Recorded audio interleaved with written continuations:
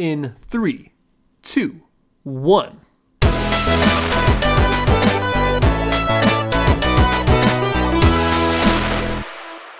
Hello and welcome to a new episode of the KD Ratio Podcast. Yeah!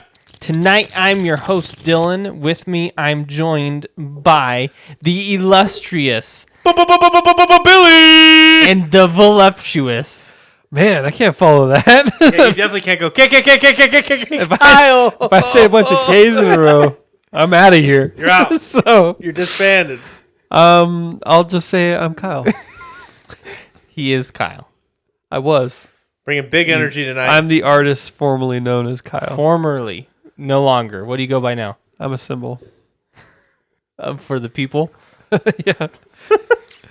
Gotta bring a good energy for tonight because you want to know why? We got a huge announcement, boys. We started streaming on YouTube. What? We got to get the reminder in there for As any if that's- podcast listener. yeah. I was like, what?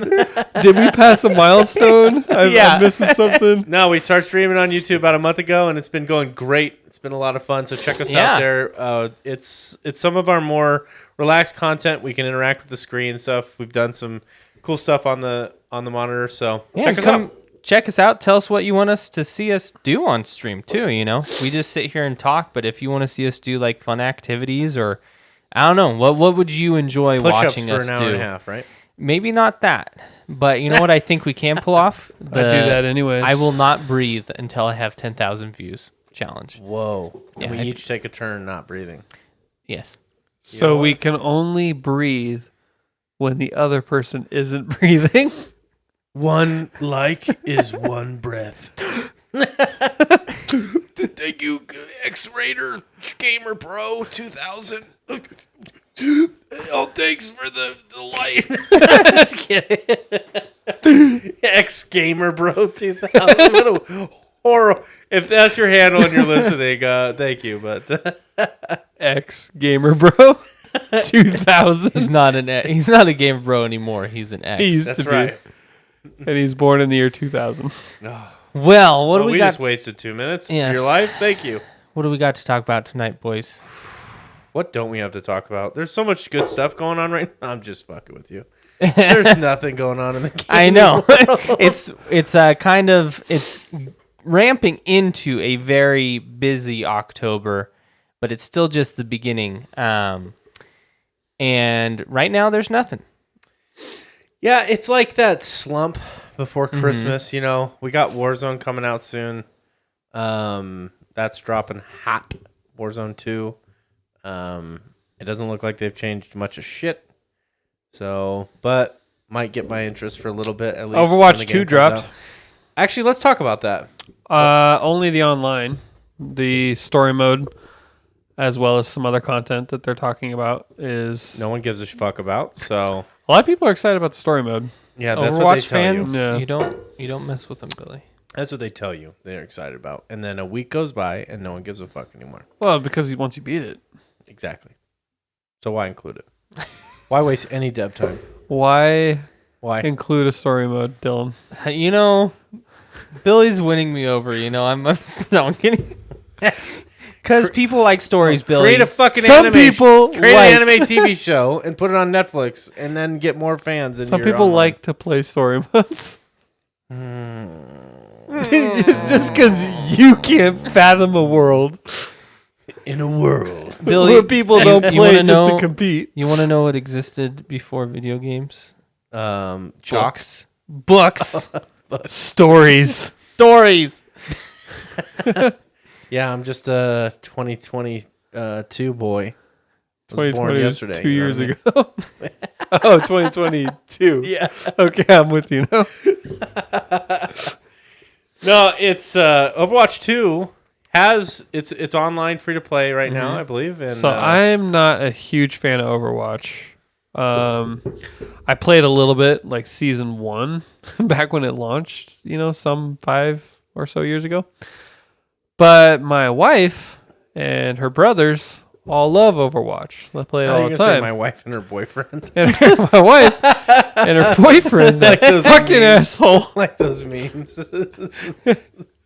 I've been seeing so many of those, and Dude, it's I was so confused funny. on what it was at first. So like my wife and her boyfriend, or my boyfriend and his girlfriend, and I'm like, I was like, is that just because people are so accepting to like open relationships No. now, or is that a meme? I don't. It's a meme. Okay, I'm behind on meme I culture. love that shit so much. But she played it. Her main thing was, other than new characters, for the most part, it's pretty much the same game. It is the same game. There is one fundamental change that she pointed out, and it was that they changed the structure of the game because now it's a 5v5 instead of a 6v6. So essentially the meta build, the meta team was to have 2 tanks.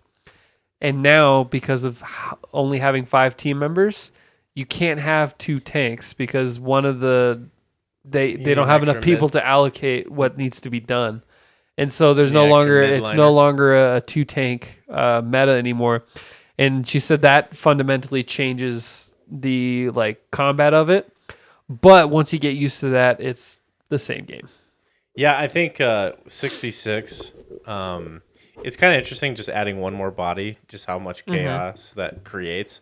But if you look at like a lot of successful games like MOBA, like League of Legends, 5v5 is that golden format, and that's just sort of been proven to be like a really good competitive. 3v3s and 5v5 seems to be that sweet spot.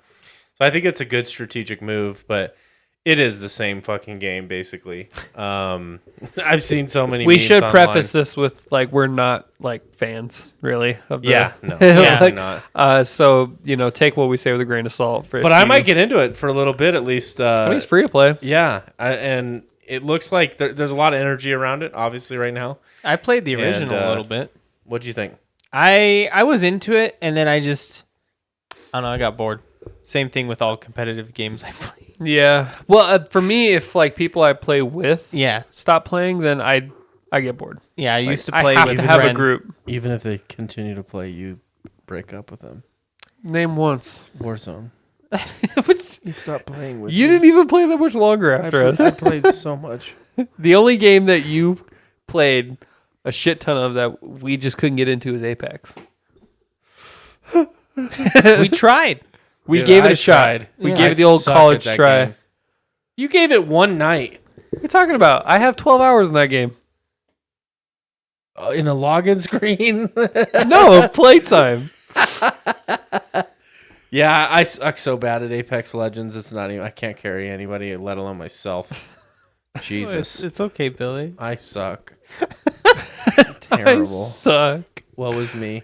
I'm gonna play the victim tonight. So Okay. you guys, I have very Oh. sensitive I'm skin gonna play tonight. the victim tonight. Yeah. Again. As opposed to every other night. Oh, Ew, that hurts bad, guys. I'm down. apparently, we always gang up on I him. know. It but- hurts. Overwatch. I did want to bring up that. What are you guys' thoughts on like hero shooters?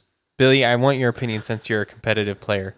Do you like where you choose a champion, they have abilities, and then well, more the team-based hero shooters? I'm guessing like is what I meant to say. Like Overwatch, you need like somebody has to be a tank. For me, that's not fun because that forces me if I go into random lobby and somebody else is my character, I have to be somebody else. yeah, I want to play as who I want to play as, but with Overwatch, unless you got a full squad of your friends, you pretty much have to kind of either get lucky or have like a backup.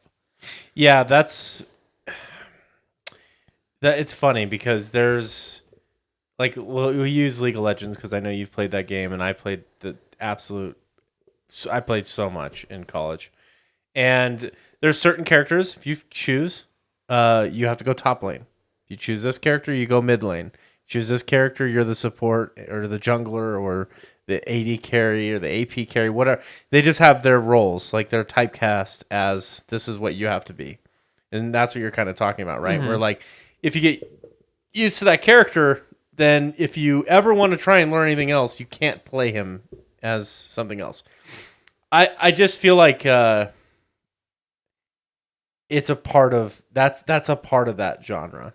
And I don't think it can be avoided because it's actually part of the balancing. You don't want like a super general, oh, it could be top lane or jungle or support. Like there's some characters that do that okay, but you don't want them to like excel. It's too hard to balance. And for these like team-based comp games, unfortunately, you have to balance you have to make a game that's rigorously balanced. And so it fits for that genre. Now, in terms of games that I like to play, like we've talked about this extensively, I like games that open it up to where you can play however you want and you can build towards however you want. Unfortunately, for this genre, it just doesn't work that way. And especially like for you who cares about like aesthetics and stuff like that, like, oh, I want to be this character, but I'll play this role. Like, it doesn't work. Like, oh, you bought this skin for this tank, and now you can't tank or you can't midline or backline for that anymore because someone else selected that. Now you can't play that character. You know, They should have a transmog system, but of heroes. So like you look like one hero, but you can do something else entirely. That would be broken because everyone would skin as something, and then you have to wait to see their abilities. Imagine how confusing that would be if you were playing online. Brand new to the game, you're like, what the fuck? What is happening? Everybody's the same. Yeah.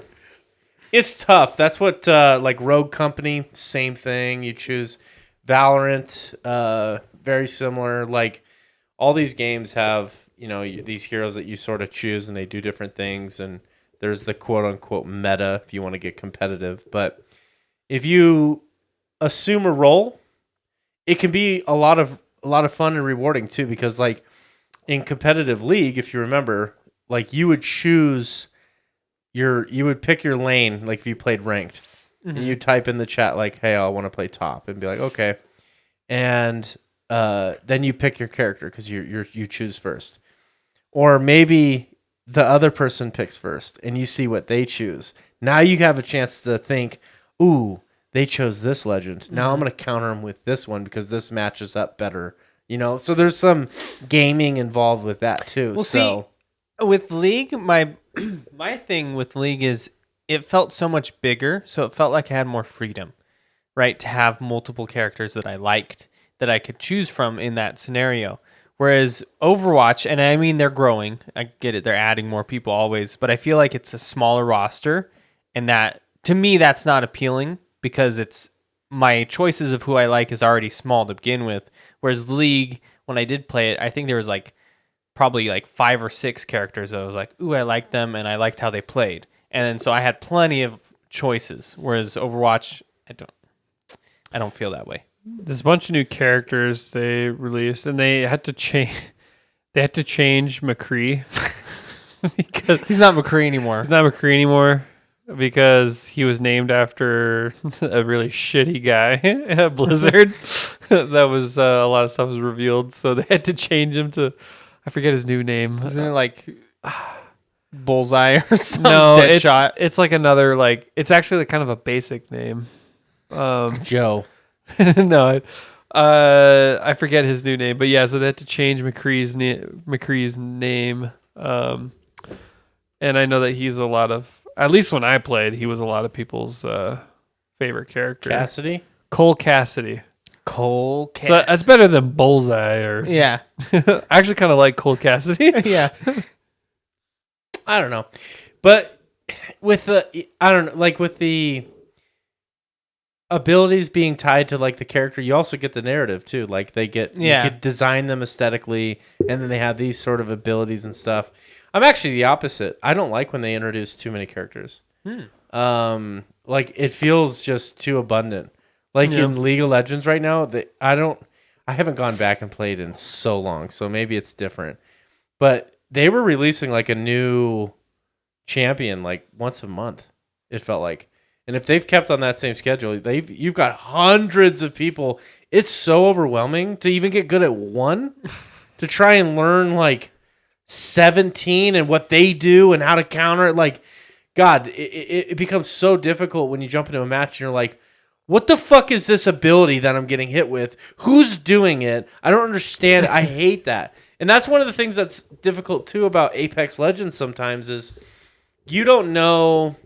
It's tough to know, like, because I don't play it a lot. I came in way late to the game too. But you don't know like all the abilities offhand. You don't know what hurts you, what doesn't hurt you. Sometimes an ability will go through you and just scan you. and it maybe does damage if you stand still, but if you're running, it doesn't. Like it's or like there's one of the characters, Seer, has an ult.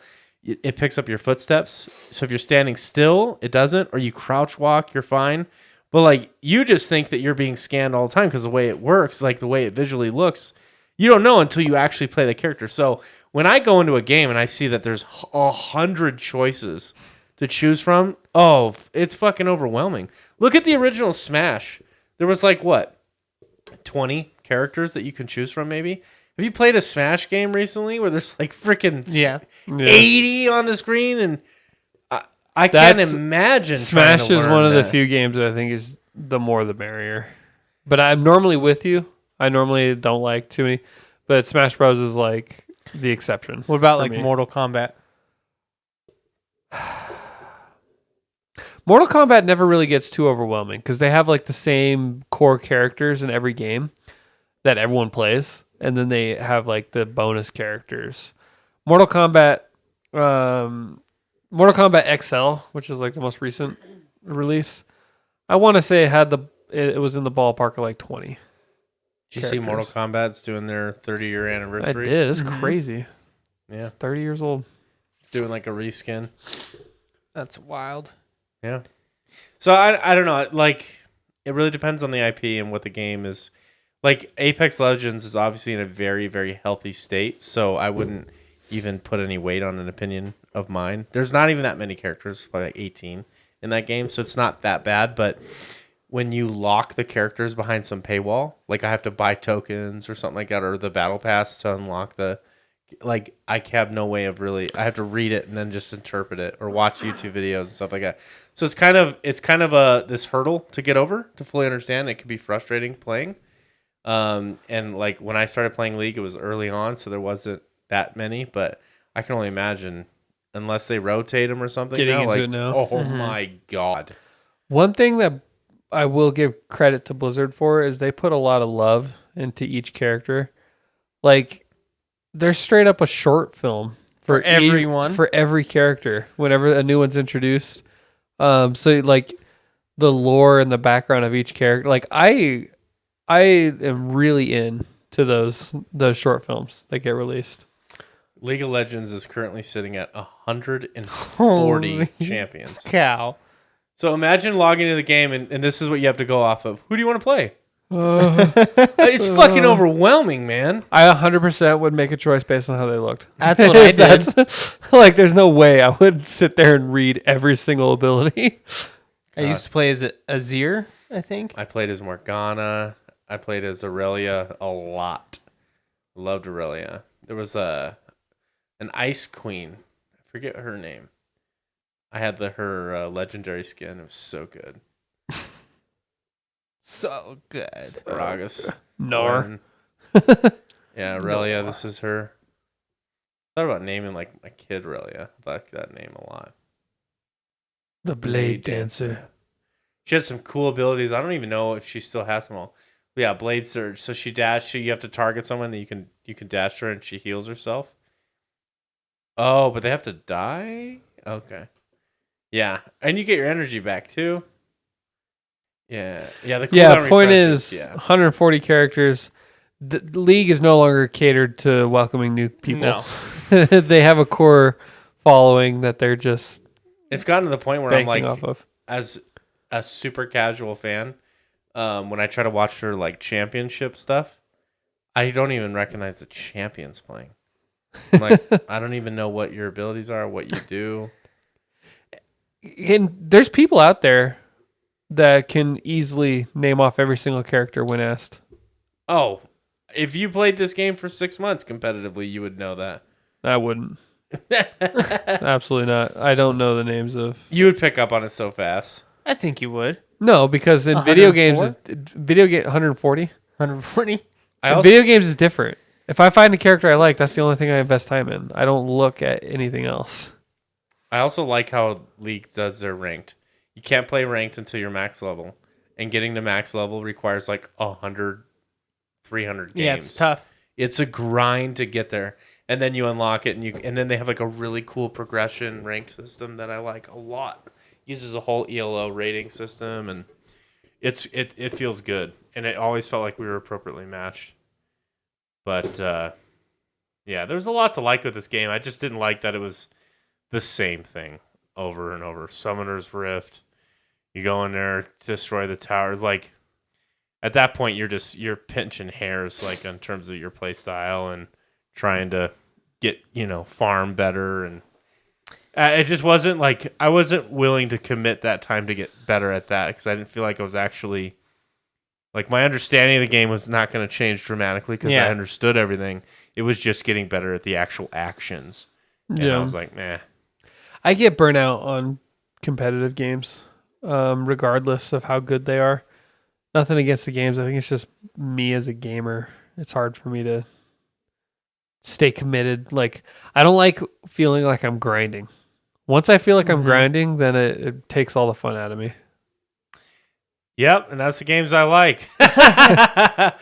I like games where you can min-max. And this is certainly a game that you can min-max. Like, managing your gold and managing, like, it is... If I feel like I'm going to fall behind because I stopped playing for a couple weeks, it makes me stop caring. Weirdly. I don't like those where there's an unlimited treadmill. I don't like those games either. Yeah. But I like the games where you can grind to... didn't understand that. What is going on? Well, she didn't understand you. Is that you? It's my Is phone that going God? off. It's God. God. God is a woman. I don't like the unlimited treadmill either, but I do like games where you can be rewarded for things like gear or be repaid in skilled content. Like, for example, go to Guild Wars 2. Guild Wars 2 did this great, I thought. What's that? Now, Guild Wars 2 didn't do this well at the beginning, but it translated a lot better in later. So you've got like your base game, your story missions, open world, super easy, fucking smash your head against a keyboard, you're going to succeed. Okay? Then you got dungeons.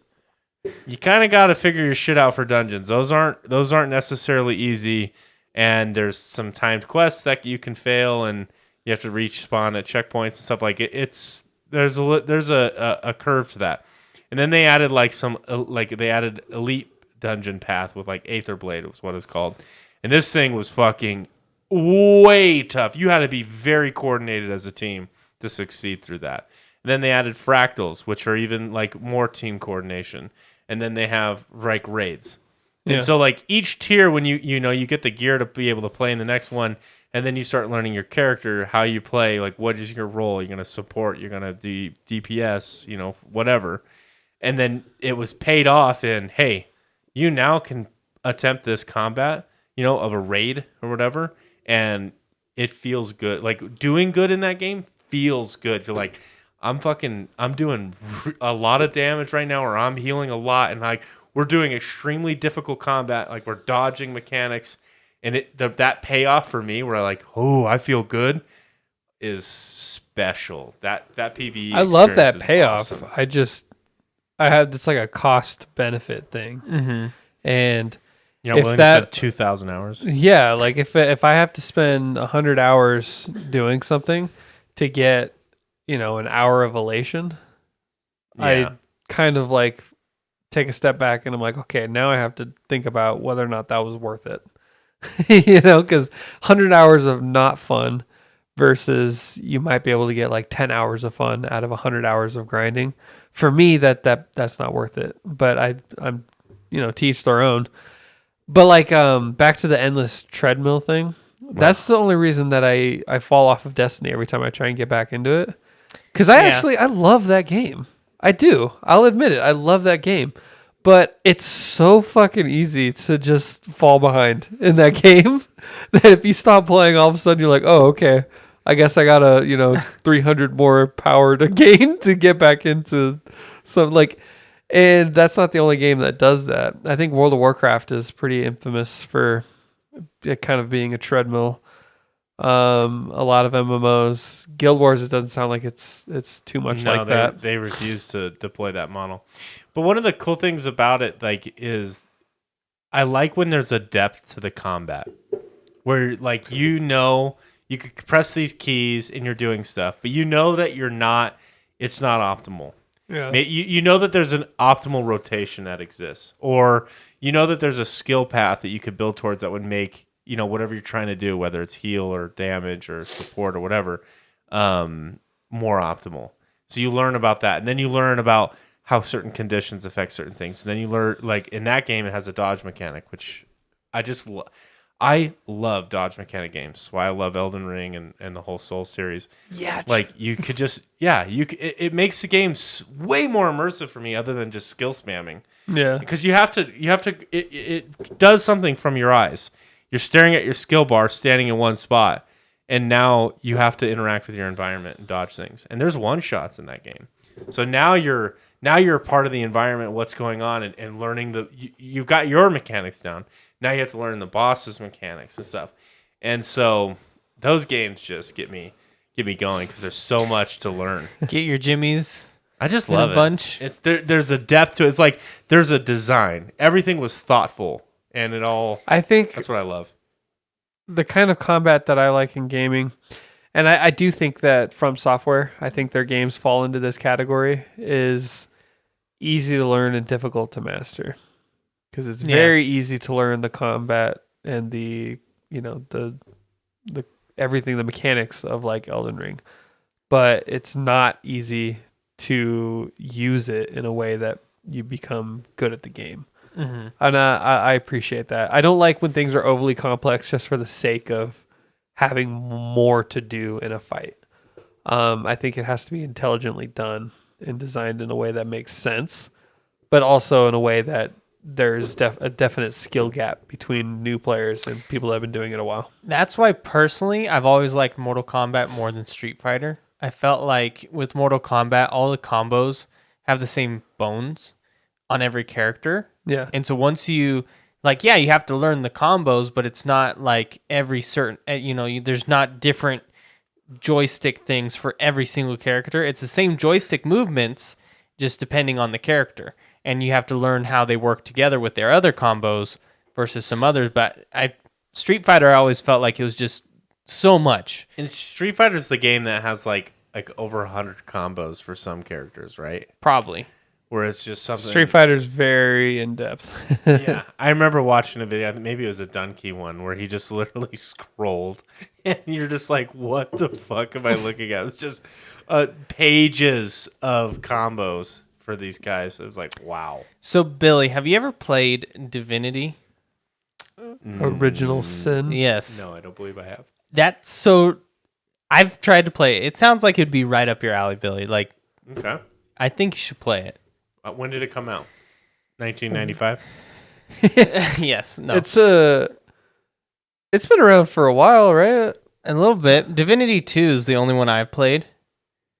Divinity Original Sin is the only one that I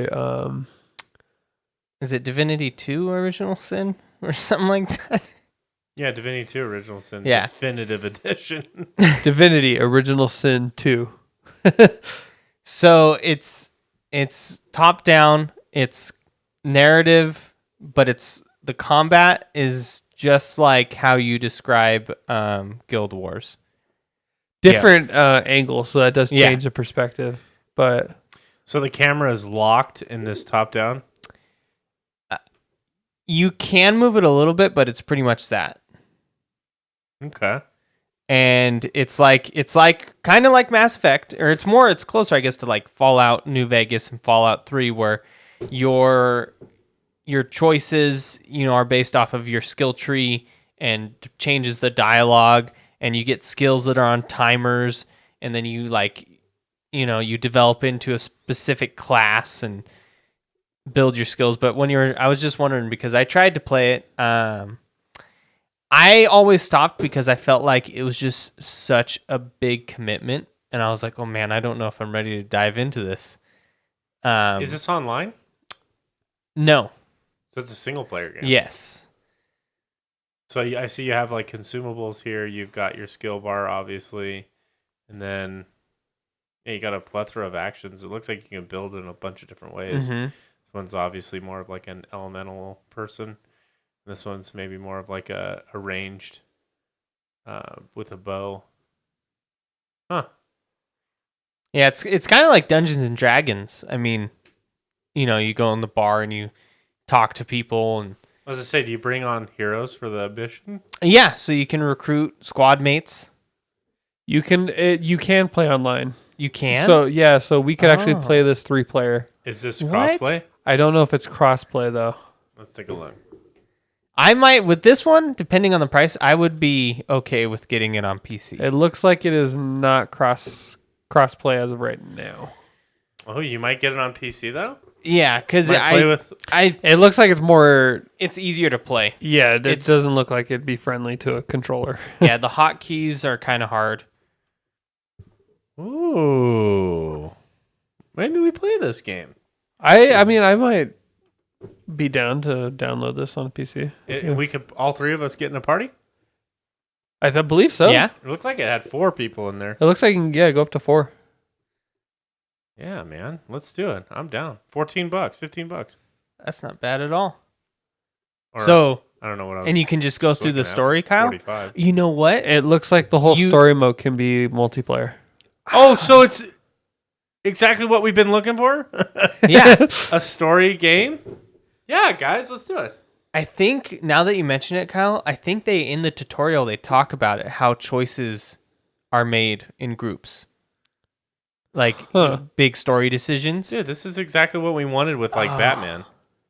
But that one's not even. Yeah, and I mean, like I said, Oh, they have a crafting system too? it's so large. It's such a huge commitment. That's why I stopped playing it. Overwhelmingly positive. Wow. Larian Studios. They did looks like they did Baldur's Gate. Yeah. Okay, cool. Well, definitely something to potentially look into.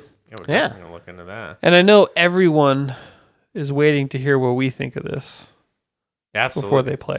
Yes, as you know, we're gonna be the deciding factor on the reviews. The Source Saga, Eternal Edition, Oh, Divine shit. Edition. You could get all of them for $60. Or you could get. I thought it was 15. What happened I know. to that? I like that price better.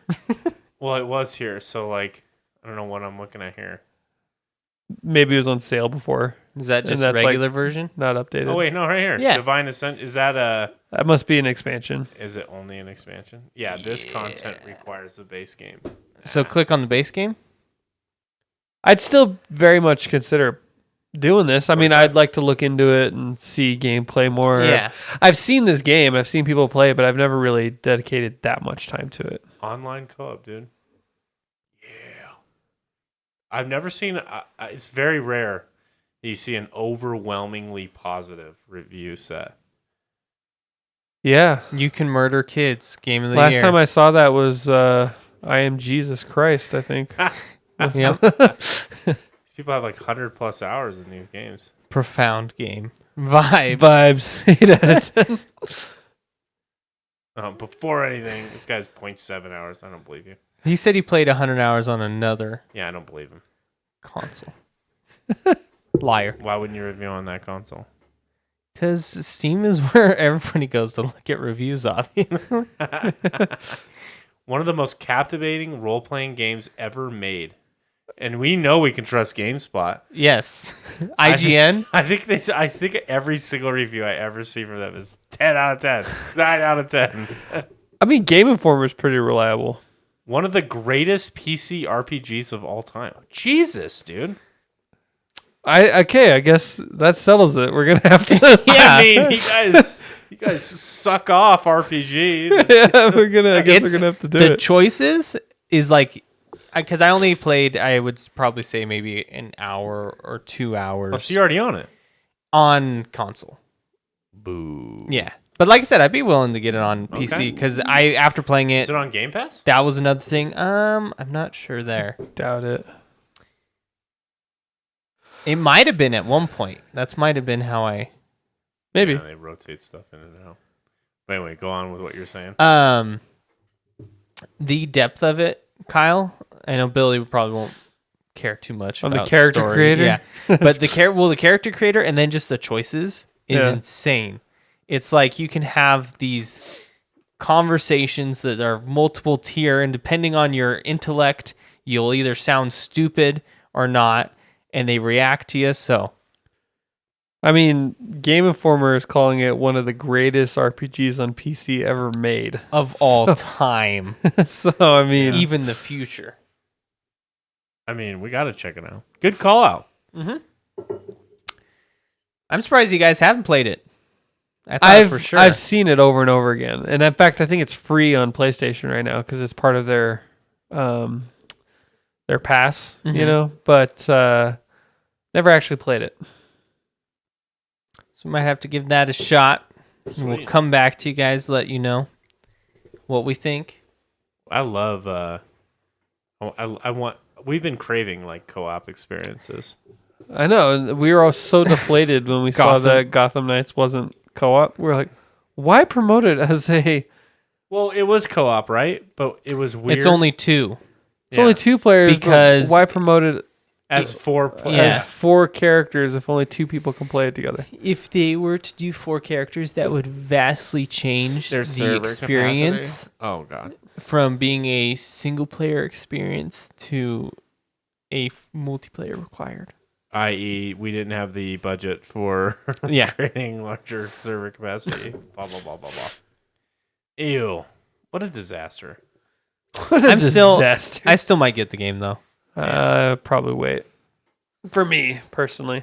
I've pre-ordered like almost no games in the last few years, actually. Ever, Billy. You're the cheapest. Yeah, that is true. I We I didn't could get sucked in on the hype, like to talk about it, but in terms of me committing capital to it, how hyped me and Kyle were about Cyberpunk, and I didn't. and even- you resisted. It's crazy. Hey man, I watched it. You played it. We have the same opinion. I'm just kidding. You guys cringe so hard. Every time you say, you're like, well, I believe I'm an authority on this because I've watched well over 30 hours of streaming. So I do think there's some merit to that, but there's a definite difference between playing it and watching it. speaking of streaming, that reminded me of a topic I wanted to talk about with you guys. I recently watched a YouTube video. It was really good. It was by, let me look it up so I can get him credit. Well, I can talk while I'm looking it up. But it was about developers and them being able to basically interfere with your game. So it Like was by live? Spaceman Scott. Yeah, was the guy that did it. He did Markiplier, Welcome to the Game and the Ethics of Developer Trolling. It's a good video. I'd recommend go checking it out. He did a great little video essay on it. And essentially what he was talking about is there's this game called Welcome to the Game. Have you guys ever heard of that one? Yes. It's like you're hacking and there's you're in the dark web and serial killers are after you, and it's kind of like this survival hacking game. And the creator released an update of the game, and he was able to manipulate people's games as they played. And just this is one example of it. There was a streamer that played the game a lot, and that was like his main thing, I guess, at the time streaming. And one of his viewers asked, what do you think of the creator of the game? And the streamer's just like, it's hard to get a good read on him, but I think he seems like he might be like kind of an asshole. The developer was watching the stream and then proceeded for 2 hours to manually just make the game unplayable for this guy. Oh, that's shitty. Yeah. So what do you guys think on that? That's not a game. That's a power trip. And here's the thing. So he goes into the topic of there's certain games that do it and it's an option. Like Cluster Truck. It has an option with Twitch integration, something. And then there's another game where it's an option you can select. With that one, it was not an option. It was an update, and you had no choice on whether he could interfere with your game or not. Oh, that's just bad design all around, man. Like in online games, like there's devs walking around, like in MMOs too. Like you'll see they'll have like a special icon or something like that. You see them and they're monitoring chat logs and they're just seeing like trying to get a feel for like what people are complaining about, what people are talking about, how to improve and change their game. I've heard also the flip side of that too, where people who developers will release a pirated copy of their game, and they'll make it to where, for example, like you need to the last second to last mission or something, or maybe the last mission, you have to collect 6 parts or whatever to restore a vehicle and drive off into the sunset. Let's just say that's the game, and they remove the one of the 6 components. So they'll release the full game, you get the full experience, but because you torrented it and you downloaded it illegally, you will not be able to complete that game. And I've seen developers do that, or like they make it extremely hard where they like the pirated version will release like 90% less gold. So it's like way more of a grind to try and suffer through it. So I like that kind of intervention where it's like, you either paid for the game or you didn't. And you're going to suffer the consequences if you don't. I totally think that that's fair.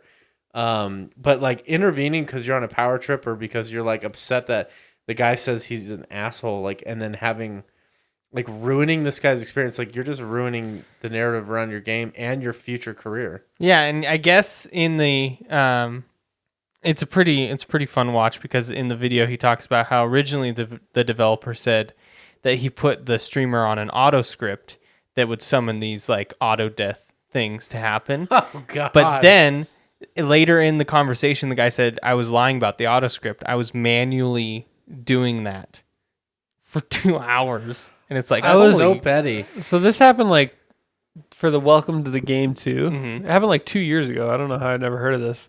But it was XQC that he was fucking with that was playing Welcome to the Game 2. And he like it does kind of, when I'm reading this article, it does kind of sound like it was like just kind of a fun prank.